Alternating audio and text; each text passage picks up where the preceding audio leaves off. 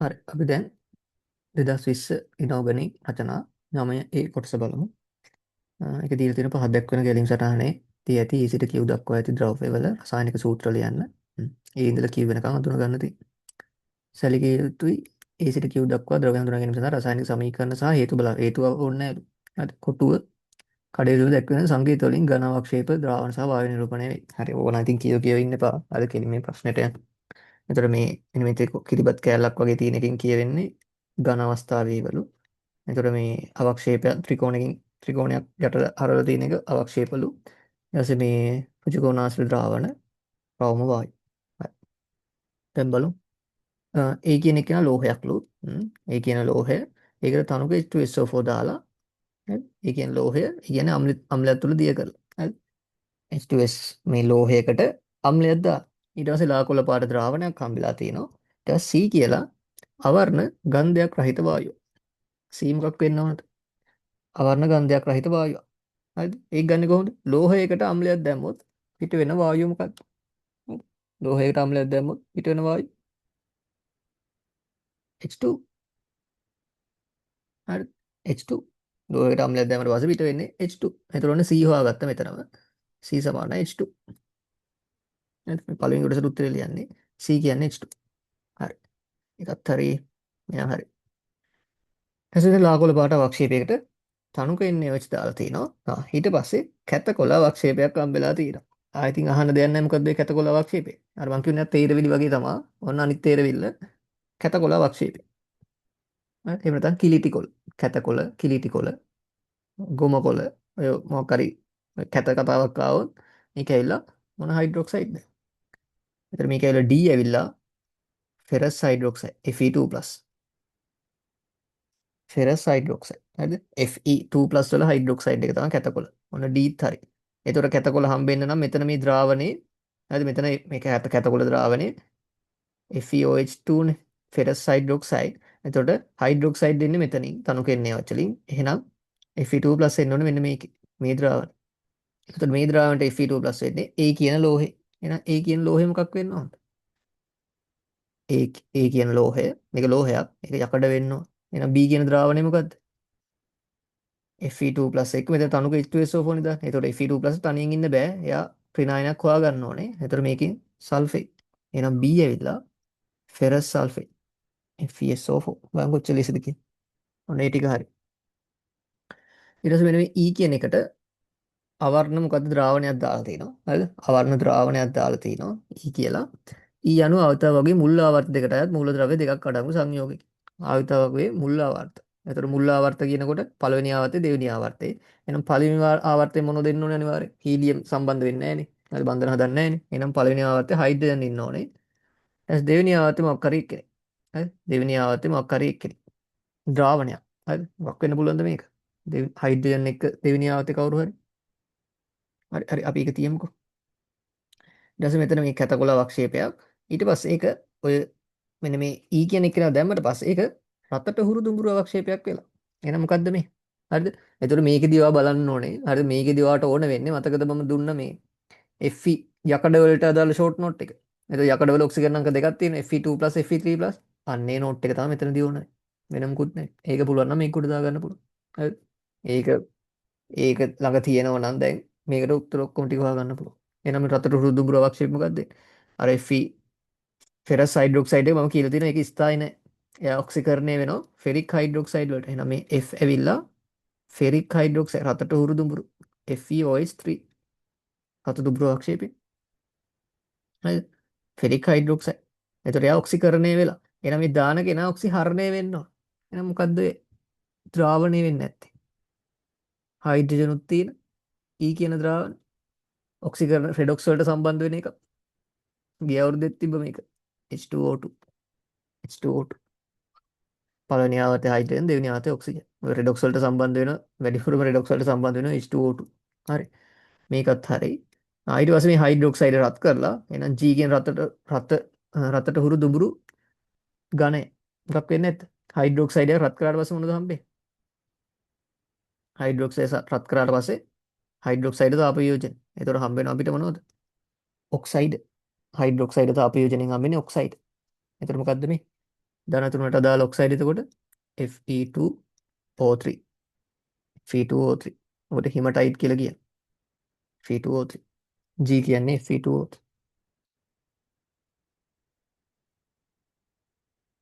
හරි ඒ ටිකත් හරි ඊට පස්සේ මේ ඔය ෆෙරික් හයිඩ්‍රොක්සයිඩ් වලට තනුක HNO3ත් එක්ක තව මොකක්ද දෙකක් දාලා තිනවා H කියලා තද නිල් පාට අවක්ෂේපයක්. මොකද්ද මේ? Fe3+ වලට දැන් මම කියවනේ මේ තනුක HNO3 දාන එකෙන් බලාපොරොත්තු වෙන්නේ මොකද්ද? මේ අවක්ෂේපය දිය කරන එක. එතකොට ෆෙරික් හයිඩ්‍රොක්සයිඩ් දිය කරාට පස්සේ දැන් ද්‍රාවණයේ තියෙන්නේ Fe3+. Fe3+ වලට තමයි H කියන එක දාලා තින්නේ. තද නිල් අවක්ෂේපයක්. බලන්න එතකොට Fe ෂෝට් නෝට් එකේ තද නිල් පාට අවක්ෂේපය මොකද්ද? මතකද අර ප්‍රෂියන් නිල් කියලා කිව්වේ? තද නිල් ප්‍රෂියන් නිල්. මේක ඇවිල්ලා හෙක්සාසයනයිඩෝ කම්ප්ලෙක්ස් එක. හරි හෙක්සාසයනයිඩෝ කම්ප්ලෙක්ස් එක. එහෙනම් එතකොට Fe3+ වලට දාන්න ඕනේ Fe2+ තියෙන එක. එතකොට තමයි තද නිල් පාට අවක්ෂේපය. එතකොට ඒක හදලා ගන්න කොහොමද? දැන් මේකේ ද්‍රාවණයේ තියෙන Fe3+, එයාට දාන්න ඕනේ Fe2+ තියෙන කම්ප්ලෙක්ස් එක. හරි. ඒක හදලා ගන්න විදිහකුත් කියලා දුන්නා මම. කොහොම හරි Fe තියෙනවා සයනයිඩ් 6ක් තියෙන්න ඕනේ. හරිනේ. එතකොට දැන් මෙයාගේ ඔක්සිකරණ අංකය අනිවාර්යෙන් දැන් මේ පිටින් දාන ප්‍රතිකාරකේ දැන් අපි ද්‍රාවණයේ තියෙන Fe3+ හඳුන ගන්න නම් ධන දෙකේ අර පොටෑසියම් සයනයිඩ් එක දාන්න. පොටෑසියම් එතකොට ෆෙරෝසයනයිඩ්. හරිද? පොටෑසියම් ෆෙරෝසයනයිඩ් එක දාන්න. හරිද? මේක ධන දෙකනේ. ආරෝපණය හදලා ගමු. මෙතන ධන දෙකයි. අපි දන්නවා සයනයිඩ් ඍණ එකයි. ඒතකොට ඍණ එකේව 6ක්. ඍණ 6යි ධන දෙකයි. මේක 4- නේ. 4- එන්නේ. එහෙනම් මේක උදාසීන කරන්න නම් පොටෑසියම් 4ක් දාන්න. එහෙනම් H කියන එක ඕක. K4FeCN6. හරිනේ. H කියන එක ඕක වෙන්න ඕන. මොකද Fe3+ වලට දාන්නේ අපි Fe2+ තියෙන සංකේත. එතකොට පොටෑසියම් මේක ඇවිල්ලා ෆෙරෝසයන්. එතකොට තද නිල් පාට අවක්ෂේපය මොකක්ද? ඔය I මොකක් වෙන්න ඕන? ඒක ගන්න මෙන්න මෙහෙමයි.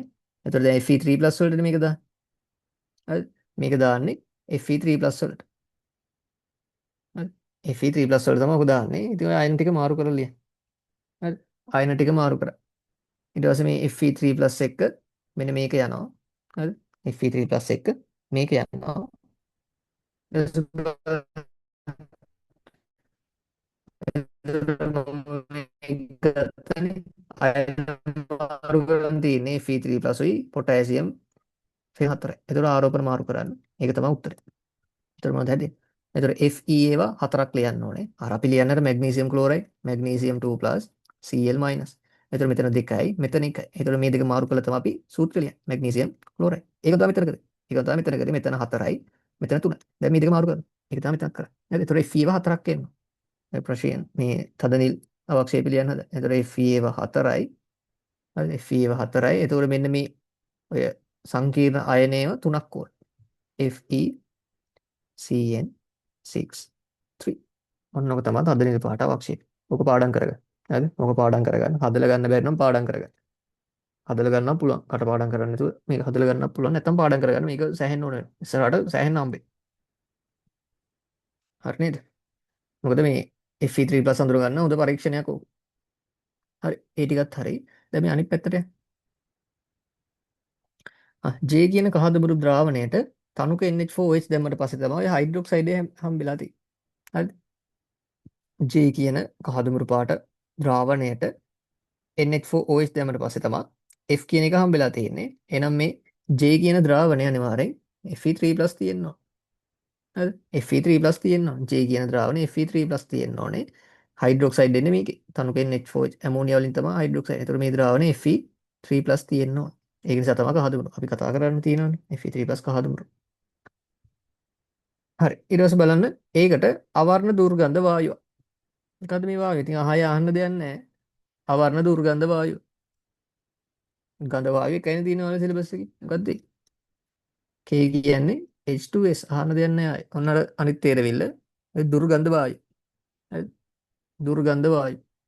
එහෙම නැත්නම් බිත්තර කුණු ගඳ වායුව. H2S. H2S. හරි. ඒක දැම්මට පස්සේ කළු පාට අවක්ෂේපෙකුයි මේ ලා කහ එහෙම නැත්නම් කිරිසුදු ලා කහ එහෙම නැත්නම් කිරිසුදු අවක්ෂේපය. මොකද්ද ලා කහ කිරිසුදු අවක්ෂේපය? ඕක ඔය ආවිදතාවයක් කියලාත් කියනවා අපි. මතකද ඕක? ඒකට සල්ෆර්. M කියන්නේ සල්ෆර්. M ඇවිල්ලා සල්ෆර්. හරිද? එතකොට මෙතන රෙඩොක්ස් එකක් වෙන්න ඕනේ. රෙඩොක්ස් එකක් තමයි වෙන්න ඕනේ. එතකොට Fe3+ Fe2+ වලට අඩු වෙනවා. මතකද මේ H2S කියන්නේ ඔක්සිකරණ ඔක්සිහරණ දෙකම වෙන්න පුළුවන් වායුව. එතකොට මෙයාට පුළුවන් Fe3+ Fe2+ වෙනවා. එතකොට මොකද්ද මෙතන මේ L කියන්නේ? L කියන කළු අවක්ෂේපය. මේකේ දැන් Fe3+ එක Fe2+ වලට ඔක්සිහරණය වෙනවා. Fe2+ එක මේකේ තියෙන සල්ෆයිඩ් මේක H2S නේ. මේක H2S.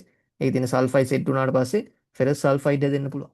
එතකොට L කියන එක ඇවිල්ලා ෆෙරස් සල්ෆයිඩ් කළු පාට අවක්ෂය. එතකොට මොකද Fe3+ Fe2+ වුණා. ඒක හරි. H2S මොකද්ද වෙන්නේ? H2S වල ඍණ දෙක සල්ෆර් බවට පත් වෙනවා. ඔක්සිකරණය. ඔක්සිකරණය.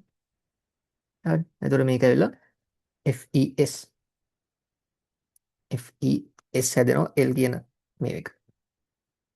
හරි නේද? හරි. ඊට පස්සේ මෙතන ප්‍රබල ඒක භාෂ්මික අම්ලයකුත් හැදිලා තියෙනවා. ඒක පොඩ්ඩක් තියමු අපි. හරි.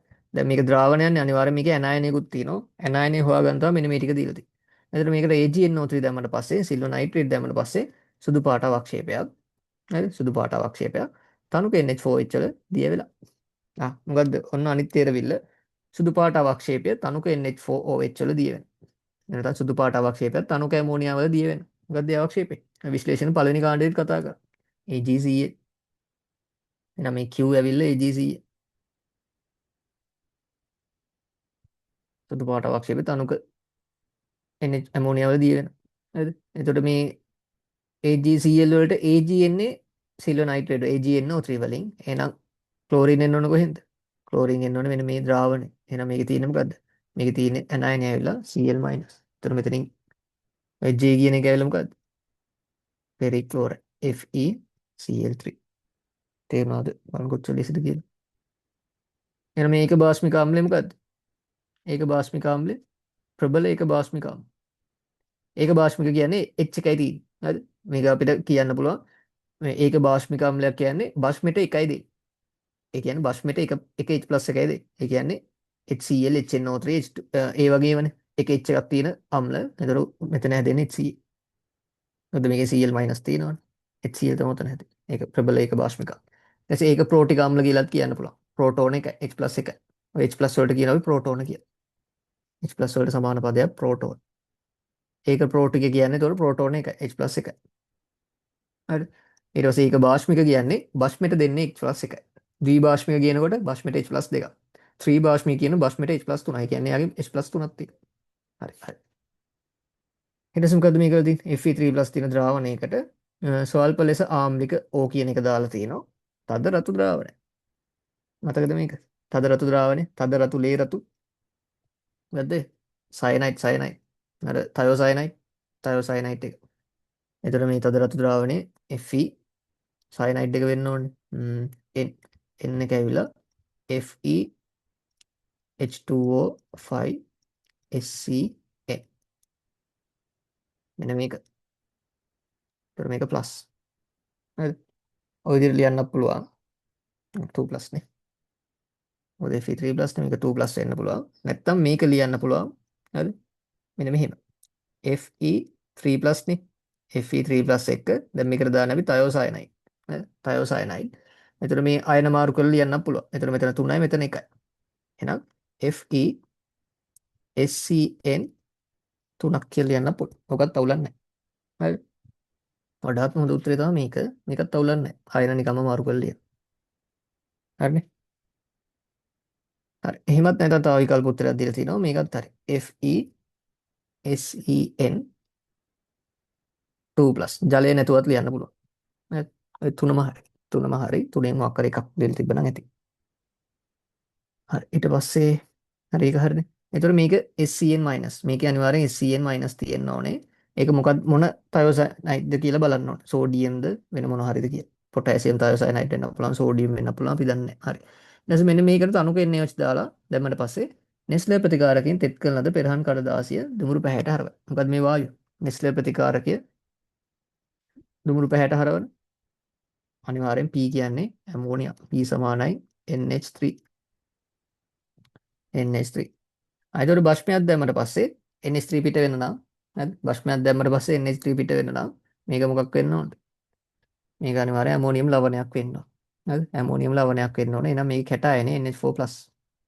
එහෙනම් O කියන ද්‍රාවණය ඇවිල්ලා ඇමෝනියම් තයෝසයනේ. ඇමෝනියම් තයෝසයන්. හරිද? එච්චරයි. ලකුණු ඒකකට ලකුණු 4 ගන්න. එකකට ලකුණු 4 ගන්න. හරිනේ? එකකට ලකුණු 4 ගන්න. ඔක්කොම හරින ලකුණු 68ක් එතන. කෙලිම 75න් ලකුණු 68. හරි. දැන් අපි දෙවෙනි කොටසට යනවා. දෙවෙනි කොටසේ තියෙන්නේ A වල සම්පූර්ණ ඉලෙක්ට්‍රෝනික වින්‍යාසය ලියන්න. ඒක බැරි නැති වැඩක් නැහැ. හරිද? අපි මුල් පාඩම මේක. දෙවෙනි කොටස. එතකොට මේ Fe ඇවිල්ලා 26නේ. එතකොට 1s2 2s2 2p6 3s2 3p6 4s2 3d6. ඔක ලියලා තියෙනවා ලකුණු දෙකයි. තුන්වෙනි කොටස DF බවට පරිවර්තනය කිරීමේදී ඊහි කාර්ය සඳහන් කරන්න. සඳහන් කළ කාර්ය සඳහා අදාළ තුලිත රසායනික සමීකරණය දෙන්න. හරි. එතකොට DF වෙනවා කියන්නේ ෆෙරස් හයිඩ්‍රොක්සයිඩ් එක ෆෙරික් හයිඩ්‍රොක්සයිඩ් වෙන එකනේ. ඊට පස්සේ මේ රෙඩොක්ස් ප්‍රතික්‍රියාව ලියන්ති. හරි බලගන්න රෙඩොක්ස් ප්‍රතික්‍රියාව ලියන හැටි. මුලින්ම ප්‍රතික්‍රියා ටික ලියා ගන්න. එතකොට මේකේ Fe2+ ධන H2O2 හරි ඔන්න ප්‍රතික්‍රියා කරලා ලියාගත්තා. ඊට පස්සේ හැදෙන ඵල ටික ලියා ගන්න. ඒක ඉතින් යාළුවා දෙන්නේ නැහැ. ඒක ඔයාලා දැනගෙන ඉන්නවා. එතකොට Fe2+ මොකද්ද වෙන්නේ? Fe3+ මම අර ගෲප් එකට දැම්මේ. ඔක්සිජන් ඔක්සිජන් ප්‍රතික්‍රියා ලිස්ට් එක. අන්න ඒ ටික පාඩම් කරගන්න. හැදෙන ඵල ටික දැනගෙන ඉන්නවා. එතකොට Fe2+ Fe3+ වෙනවා. එතකොට ඒක ඔක්සිකරණය. හරි? ඔක්සිකරණය එන H2O2 මෙයාට ඔක්සිකරණය වෙන්නත් පුළුවන්, ඔක්සිහරණය වෙන්නත් පුළුවන්. එතකොට H2O2 ගැන අපිට බලලා කියන්න බෑ යා මොකක් විදිහට හැසිරෙන්නේ කියලා. එතකොට Fe2+ Fe3+ ඔක්සිකරණය වුණා. එහෙනම් මෙයා ඔක්සිහරණය වෙනවා. රෙඩොක්ස් කියන්නේ ඔක්සිකරණ ඔක්සිහරණ ප්‍රතික්‍රියා. හරි. එතකොට මෙයා ඔක්සිකරණය වුණා. එහෙනම් මේක ඔක්සිහරණය වෙනවා. ඒ කියන්නේ ජලය බවට පත් වෙනවා. හරි. ඔක තමයි පළවෙනි පියවර. අහන් ඉන්න. හොඳට අහන් ඉන්න. රෙඩොක්ස් ප්‍රතික්‍රියා ලියන හැටි මම මේ කියාදේ. හරි. එතකොට මුලින් ප්‍රතික්‍රියක ටික ලියන්න. ඊට පස්සේ ඵල ටික ලියන්න. ඊට පස්සේ ඒකෙම ඒ පියවරේම පොඩ්ඩක් සැලකිලිමත් වෙන්න ඕන තැනක් තියෙනවා. හරි. දැන් පළවෙනි පියවර මොකද්ද? ප්‍රතික්‍රියක ලියන්න. ප්‍රතික්‍රියක ඵල මේ ටික ලියාගන්න. ඒකේ අර සැලකිලිමත් වෙන්න ඕන කරුණක් තියෙනවා. ඒකක් තමයි ඔය පරමාණු ටික සමාන වෙන්න ඕන. පරමාණු සමාන විය යුතුයි. පරමාණු කියන්නේ ඔක්සිකරණ ඔක්සිහරණය වෙන කට්ටිය. ඒකේ පරමාණු ගාන සමාන වෙනවා. දැන් මෙතන ඔක්සිහරණය වෙන්නේ ඔක්සිකරණය වෙන්නේ Fe නේ. එතකොට මේ පැත්තෙත් Fe එකයි මේ පැත්තෙත් Fe එකයි. කිසි අවුලක් නැහැ. එතකොට දැන් මේකේ හරණය වෙන්නේ O2 නේ. දැන් මෙතන ඔක්සිජන් දෙකක් තියෙනවා. මෙතන තියෙන එකයි. අන්න ඒක මං කිව්වේ. ඔක්සිකරණය හා ඔක්සිහරණය වෙන ප්‍රභේදයේ පරමාණු සමාන වෙනවා. දැන් මෙතන දෙන්නෙක් ඉන්නවා. මෙතන ඉන්නේ එක්ක නෑ. එතකොට ඒක සාධාරණ නෑ. මොකද දෙන්නෙක් තමයි ඔක්සිහරණය වෙන්නේ. එහෙනම් මෙතන දෙන්නෙක් හැදෙන්න ඕන. එතකොට මෙන්න මෙතන දෙකක් දාගන්නවා. හරි. එතකොට පළවෙනි පියවර තමයි ප්‍රතික්‍රියක ඵල ලියා ගන්න. ඊට පස්සේ සැලකිලිමත් වෙන්න ඕන එක තමයි දෙකක් දාගන්න වෙන තැන් තියෙනවා. දෙකක් දාගන්න. හරිද? දෙකක් දාගන්න වෙන තැන් තියෙනවා. ඊට පස්සේ පොඩ්ඩක් බලන්න. හරි. දෙවෙනි පියවර ඔක්සිකරණ අංක ටික ලියා ගන්න. ඔක්සිකරණ අංක ටික ගන්න. ඔය ඔක්සිකරණ ඔක්සිහරණ කට්ටිය. හරි. මෙයාගේ ටික ලියා ගන්නම මෙතන Fe වල ධන 2යි. මෙතන ධන 3යි. හරිද? ඔක්සිකරණ අංක ටික ලියා ගත්තා. ඊට පස්සේ H2O2 ගත්තොත් මෙයාගේ ඍණ 1 2යි. එතකොට දැන් මෙතන කීයද? මෙතන ඍණ 2 2. හරි. ඔක්සිකරණ අංක ටික ලියා ගත්තා. තුන්වෙනි පියවර. ඔක්සිකරණ අංක වෙනස ගන්න. ඔක්සිකරණ අංක වෙනස ගන්න. හරි. ඔක්සිකරණ අංක වෙනස ගන්න. කොහොමද එක් කරන්නේ? ඔක්සිකරණ අංක වෙනස. හරි. මෙතන 2යි මෙතන 3යි. වෙනස කීයද එතකොට? 1 ඉලෙක්ට්‍රෝන. වෙනස ඇවිල්ලා 1 ඉලෙක්ට්‍රෝන. හරි. හරිද? එතකොට මේක ඇවිල්ලා මේ ඔක්සිකරණයනේ. හරි. අනිත් එකෙත් ඔක්සිහරණෙත් ඉලෙක්ට්‍රෝන වෙනස ගන්න ඕනේ. මෙතන කීයද? ඍණ 2යිනේ. මෙතන ඍණ 1 2 ඍණ 2යි. මෙතන ඍණ 4යි. එතකොට ඍණ 4 ඉඳලා ඍණ 2 ඉඳලා ඍණ 4ට වෙනස කීයද? 2යි. ඉලෙක්ට්‍රෝන 2යි. හරි. ඊට පස්සේ මෙන්න මේ පියවරෙත් පොඩ්ඩක් සැලකිලිමත් වෙන්න ඕන කරුණක් තියෙනවා. කැපෙනව නම් කපන්න. කැපෙනවද නැද්ද කියලා බලන්න ඕන. ඔය ඔක්සිකරණ අංක වෙනස ඉලෙක්ට්‍රෝන වෙනස ගත්තට පස්සේ කැපෙනව නම් කපන්න ඕනේ. ඒ කියන්නේ මෙතන 2 තිබිලා දැන් මෙතන 4 තිබ්බොත් කැපෙනවනේ 2ට 2 1යි 4ට 2 2යි. කැපෙනවා නම් කපන්න ඕනේ. දැන් මේකෙම කැපෙන්නේ නැහැ. 2යි 1යි තියෙන්නේ. හරි. කැපෙන්නේ නැහැ. හරි. හතරවෙනි පියවර. හතරවෙනි පියවර. හරි මේ කැපෙනවා නම් කපන්න හතරවෙනි පියවර තමයි පියවර වෙන්නේ. ඒ විරුද්ධ දැන් ඔක්සිජන් අංක වෙනස එයාගේ විරුද්ධ කට්ටියකින් වැඩි කරනවා. දැන් මෙතන දෙකනේ. දෙකේ වෙනස ආවේ H2O2යි H2Oයි. හරිද? දැන් අපි කරන්න ඕනේ අනිත් දෙන්නම මේ දෙකෙන් වැඩි කර. ඔන්න ඔහොම. හරිද? දැන් මේ වෙනස ආවේ Fe2+ උයි Fe3+ වලින්. එතකොට මේ වෙනසෙන් වැඩි කරනවා H2O2යි මේක. හරිද? එතකොට එකෙන් වැඩි කරන්න දෙයක් නැහැ නේ. එකෙන් වැඩි කරන්නේ. හරි. මොන දැන් හරි. හරි. එතකොට හතරවෙනි පියවර ඇවිල්ලා ඔක්සිකරණ අංක වෙනසෙන් හරි ඔක්සිකරණ අංක වෙනසෙන් ප්‍රතිවිරුද්ධ අයව ගුණ කරා. අද ඔයාලා ලියාගන්න එක හරියට. හරිද? ඔක්සිකරණ අංක වෙනසෙන් ප්‍රතිවිරුද්ධ අයව ගුණ කරා. හරි. ඊට පස්සේ ආම්ලික මාධ්‍යයයි භාෂ්මික මාධ්‍යයයි ඔක්කොගෙම ওই ටික ඔහොම. හරි. මාධ්‍ය ආම්ලිකද භාෂ්මිකද වැඩක් නැහැ. ওই ටික ඔය විදිහටම කරන්න ඕන. හරි. මාධ්‍ය ආම්ලික නම් ඊගාවට කරන්න ඕනේ ඔයා. හරිද? මේක ආම්ලික මාධ්‍යද විතරයි. ආම්ලික මාධ්‍යයේදී ඔයා කරන්න ඕනේ ඊට පස්සේ ඔක්සිජන් බැලන්ස් කරන්න. හරි. ආම්ලික මාධ්‍යයේදී ඔක්සිජන් බැලන්ස් කරන්න ඕනේ. හරි. ආම්ලික මාධ්‍යයේදී ඔක්සිජන් බැලන්ස් කරන්න ඕනේ ජලය දාලා. ඊට පස්සේ H+ බැලන්ස් කරන්න. හරි. ඒක ඇවිල්ලා ආම්ලික මාධ්‍ය පියවර ටික. හරිද? එතකොට පළවෙනි පියවර හතර එහෙමයි. මාධ්‍ය ආම්ලික නම් ඊගාට පස්වෙනි පියවර වෙන්නේ ඔක්සිජන් බැලන්ස් කරන්න H2O දාලා. හයවෙනි පියවර වෙන්නේ H+ බැලන්ස් කර මේ හයිඩ්‍රජන් බැලන්ස් කරන්න H+ දාලා. හරි. මේ පියවර දෙක එන්නේ ආම්ලික මාධ්‍යයේදී.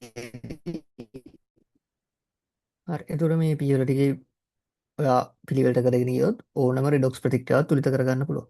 හරි. ඕනම රෙඩොක්ස් ප්‍රතික්‍රියාව තුලිත කරගන්න පුළුවන්. හරි. එතකොට මේක ආම්ලික මාධ්‍යනේ. එහෙනම් අපිට මේක වැඩක් නැහැ. අපි මොකද්ද කරන්නේ? අපි මෙන්න මේකට යන්න. එහෙනම් මුලින්ම ඔක්සිජන් බැලන්ස් කරන්න ඕනේ. බලන්න එතකොට මේ පැත්තේ ඔක්සිජන් 2යි. මේ පැත්තේ ඔක්සිජන් 2යි. මොකද 2යි H2 නේ. එහෙනම් ඔක්සිජන් බැලන්ස් ඊට පස්සේ හයිඩ්‍රජන් බැලන්ස් කරන්න H+ දාන්නවා. දැන් බලන්න එතකොට වම් පැත්තේ හයිඩ්‍රජන් 2යි. දකුණු පැත්තේ 4ක් තියෙනවා. දකුණු පැත්තේ 4ක් තියෙනවා. එහෙනම් ඒක බැලන්ස් කරන්න මේ පැත්තට H+ ඒවා දෙකක් දාන්න. ඕන එච්චරයි. එච්චරයි. ඔව් දැන් බීම් බැලන්ස්. හරිද? අර පියවර ටිකේ විදිහටම කරන්න මේකේ බීම් බැලන්ස්. අනිවාර්යයෙන්ම රෙඩොක්ස් ප්‍රතික්‍රියා තුලිත කරනකොට වෙනම වීඩියෝ එකක් දාන්න. හරිද? වෙනම වීඩියෝ එකක් දාන්න. හරි. ඔක තමයි උත්තරේ. එතකොට ලකුණු 3යි මේකට. හරි. මේ සම්පූර්ණ ප්‍රතික්‍රියාව ලියලා තියෙනවා ලකුණු 3යි. එතකොට මේ ආර්ද්‍ර ප්‍රතික්‍රියා ලියලා දෙක එකතු කරලා එහෙමත් කරන්න පුළුවන්. ඊට වඩා මේක ලේසි. හරි මේක ඇවිල්ලා කෙටි ක්‍රමයක්. මේක ඇවිල්ලා කෙටි ක්‍රමයක්. ආර්ද්‍ර ප්‍රතික්‍රියා ලියනට වඩා මේක ලේසි. හරි. ඊට පස්සේ අපෙන් අහලා තියෙනවා H2O2 කාර්යභාරය. හරි. එතකොට මේකේ H2O2 මොකද්ද උනේ කියලා බලන්න මුලින්. මෙයා මොකද්ද උනේ? මෙයාගේ ඔක්සිකරණ අංකය වැඩි වුණා. එහෙනම් ඔක්සිකරණය. ඔක්සිකරණය. එතකොට මෙයාගේ ඔක්සිකරණ අංකය අඩු වෙන්න ඕනේ. ඒක ඇවිල්ලා ඔක්සිහරණය. ඔක්සිහරණය වෙනවා නම් එයා හැසිරෙන්නේ ඔක්සි හරි ඔක්සි කාරකයක් විදිහට. ඔය 6යි මාරු කරන්න. ඔක්සිහරණය වෙනවා නම් එයා ඔක්සි කාරකේ. ඔක්සිකරණය වෙනවා නම් ඒක හාරකේ. හරි. කරණය නම් වෙන්නේ හාරකය. ඔක්සිහරණය නම් වෙන්නේ කාරකය. එච්චරයි. ඔය දෙක විතරයි මතු තියාගන්න. එහෙනම් මෙතන H2O2 වල කාර්යභාරය ඔක්සිකාරකයක් ලෙස හැසිරෙනවා. මොකද ඔක්සිහරණය වෙන්නේ ඒ නිසා ඔක්සිකාරකයක් ලෙස හැසිරෙන්නේ. ඒකට ලකුණු 2යි. ඔක්සිකාරකයක් ලෙස හැසිරෙයි කියලා දැම්මනම් ලකුණු 2යි. හරි. ඒ විදිහට තමයි මේ ප්‍රශ්නේ ඉවර වෙන්නේ. හරිද? මහලුක අමාරුවක් නැහැ. මහලුක අමාරුවක් නෙමෙයි අමාරුවක් නැහැ. හරිද? ලකුණු 75ම ගන්න පුළුවන්. කිසිම ගේමක් නැතුව. විනාඩි 5කින් විතර. හරි. වැදගත් දේවල් ඔක්කොම ලියා ගන්න. හරිද? වැදගත් දේවල් ඔක්කොම ලියා ගන්න. මොකද ඒක තමයි අනුමාන ඉස්සරහට එන්න පුළුවන් ප්‍රශ්න. හරි. ඊට පස්සේ පොඩි නෝට් එකක් දාගන්න ඔයාලට අමතක දේවල්. මෙන්න මේවා පාඩම් කරන්න ඕන කියලා පොඩි නෝට් එකක් දාගන්න. හරි. මේක නිකම්ම බලාගෙන ගියයි කියලා ඉතින් වැඩක් නැහැ. මේ දේවල් ටික ඒ විදිහට කරන්න ඕනේ. මේ දේවල් ටික හරියට කරොත් මේ 2019 වෙනකම් 2025 වෙනකම් මේ ටික හරියට බලාගෙන මම මේ කියන වැඩ ටික කරොත් 2026 එක අනිවාර්යෙන් කරගන්න පුළුවන්. හරි. ආයෙත් ඉතින් අහන්න දෙයක් නැහැ. 2026 එක අනිවාර්යෙන් පුළුවන්. හරි. අපි එහෙනම් 2021 ප්‍රශ්නෙට යමු.